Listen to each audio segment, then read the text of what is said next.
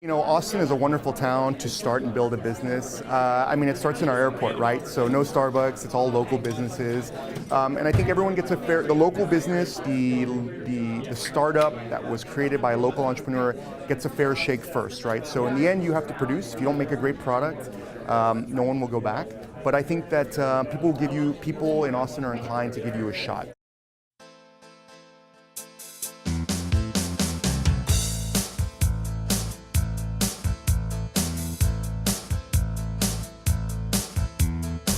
There's a great ecosystem here, and ecosystems are lots of different organizations and lots of different individuals feeding off each other and collaborating off each other to make something really happen and create a buzz. It's my belief that there are more entrepreneurs in this town than outside of Silicon Valley than anywhere else in the country. So I came into it thinking complete investment, portfolio play, how do I learn more, how do I educate myself, and what I found is an amazing passion for entrepreneurship, for innovation, for creating value, and being a part of that ecosystem is what keeps me alive and keeps me coming back. The Angel Network is a group of accredited angel investors in Austin that are supporting startups through investment. So we are different professionals that have come from entrepreneurial backgrounds, come from corporate backgrounds, and we are here to support entrepreneurs not only through funding them through the capital, but also through mentoring and through helping them get through hurdles in their business to help them proceed and get growth.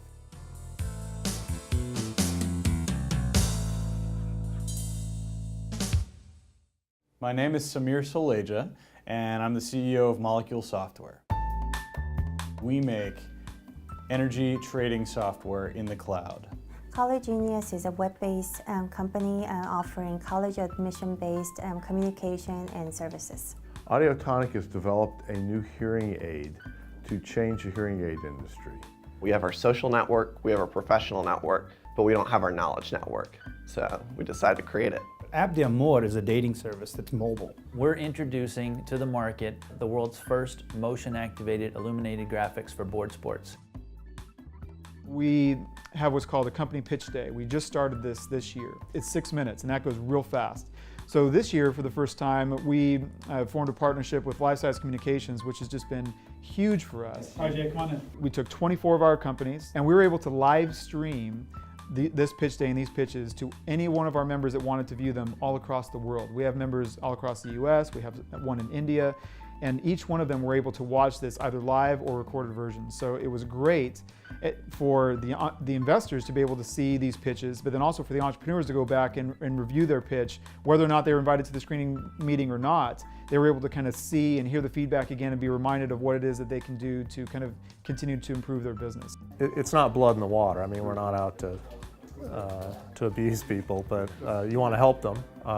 And one of the things you do is assess, well, how coachable is this person or is this company? I liked Provenio Group though for education. I thought that was a good one. And here's our advice, and you know, do they think it's worthwhile, and will they take it, most importantly? Well, everybody wants the game changer. You know, I mean, that's obviously, but there aren't that many game changers. That's the bottom line. And if you only invested in game changers, then you're swinging for home runs, swinging for the fence, and that's a tough game to play. The more important thing is that Baker might have the energy, the passion to become a world-class baker. You never know. Thus far, the experience has been fantastic, right? We're not just looking for money, we're looking for expertise, we're looking for advice. We've got a good idea, but we certainly don't know everything. And these are seasoned veterans that have done this hundreds of times, and that's really what we're looking for.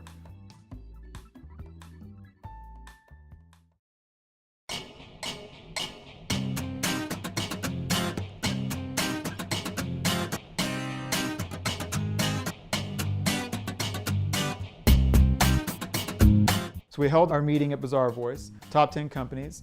We had about 30 investors there. Lifesize was there to again stream this meeting live to all of our investors. They get 6 minutes to pitch, followed by 5 minutes of Q&A. And at the end of the night, we get together, we ask the entrepreneurs to leave, and then we try to discuss the pros of each one of the companies. We try to discuss what we liked about each one of the companies. So last week went very well. Really had a good dialogue with the board that was in the room there. And I think this week the audience is going to be a little bit different this time. This will probably be a little bit of an older crowd than we're used to dealing with. So catering more to how this application, as a Facebook app in education, how that maybe caters more to their children as opposed to them themselves. The feedback that we got really helped us take a look at our core offerings and focus the competitive advantage around our IP. If I'm going to take big buckets, I would say that we would look at market risk, technology risk, and team risk. Our investors are going to look at, is there a market there? Is it big enough for us to warrant investment? Does the product work? Is the technology feasible? And what does the team look like? Within those, we're also looking at valuation and different things that seem to be conducive to an angel investment. There is a couple of technical things that we have been more clear, as the product is not doing everything in the world, it's just doing what it's supposed to do. So I think we have to come stronger with a definite answer. So it's a learning experience. Every time you talk to somebody, you notice that something could be better. Well, I think for the second round, what we look to do is to kind of take it one level deeper. Initial round, it's kind of the introductory version of our pitch.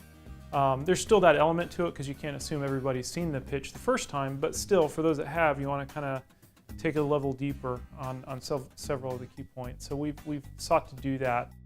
It's a little bit a herding cats thing. So, we'll come through this process. We had 10 companies tonight. We'll down select to 4. Of those 4, any number from 0 to 4 could end up going beyond that into due diligence, just depending upon how many members are interested. But even if there seems to be some broad interest in a deal, unless one person is willing to raise the hand and volunteer to be the deal lead, it probably just dies. We were looking at a round with venture capitalists. Venture capitalists are sort of a more aggressive, less friendly crowd.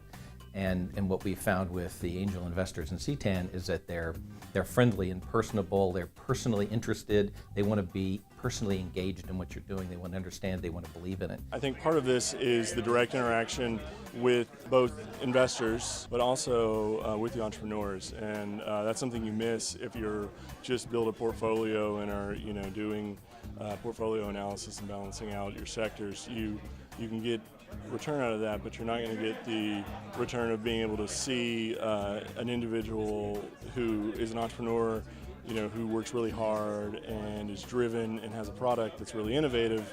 And I think that's a big return for me, is actually being able to interact with those people.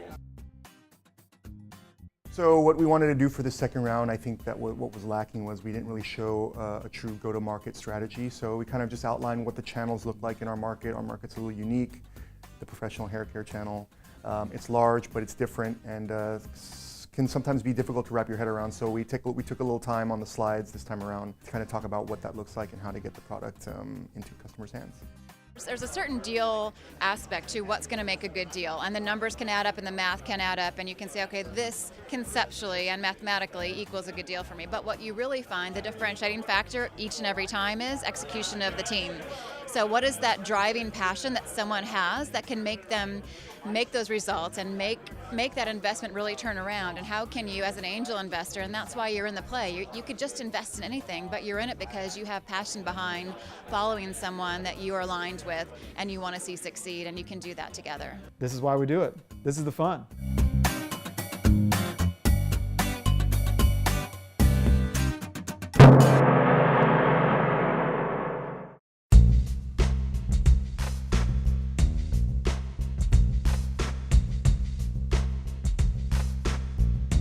This is not American Idol that we're doing. We're not crowning one winner. We're here to, again, get to the best investment for the group. And that could be one investment. That could be all 4 companies that are invited to the presentation meeting. It's happened both ways in the past.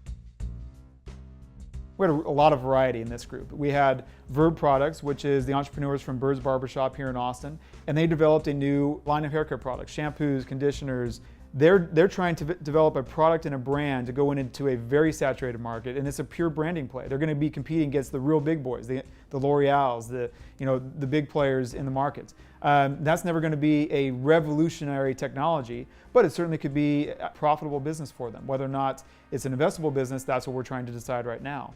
Then we go to Aptiv, which is a mobile play. This is a massive market, massive market. It's trying to help small and medium businesses develop their apps for their business. And this is kind of a speed to market play. This is who can get there first and who can get as much of the market as possible. And so this one could be fairly big for them and for CTAN as investors if they can realize that speed to market play, if they can get there really quickly and capitalize on taking a bunch of real estate out of that market. Then we go to kind of bigger ideas, which is smart picture technology. They have a measuring device, an attachment to your iPhone that can take exact measurements of any 2D structure that you look at. So again, this could be a very big technology for them that Black & Decker could be very interested in, that Home Depot could be very interested in. Lots of different applications for 2D measuring on a very accurate basis that they're doing. So this could be a very big technology. And then there's probably the biggest kind of huge idea is nanomedical systems, which is drug delivery through nanomedical devices, nanomedical particles, very small things that you put into your body, that are inserted into your body, and that release these drugs on a regular basis based on when your body needs them. I mean, this is a huge idea in science, and the fact that they are actually going down this road and trying to attack this, it could be a huge win for nanomedical systems, and also a huge win for CTAN. Again, with all four of these companies, there are risks involved, some more than others, but each one of them kind of have their different play, and some of them could be very big and huge home runs. Others could be very successful businesses, but just kind of in their markets. CTAN's selection process has forced me to look at our company again from its original roots. We've been at this for 4.5 years. We're fairly far along the way, and talking with the CTAN members and going through the CTAN process has really brought us back to some of the basics. What's the value proposition of our company?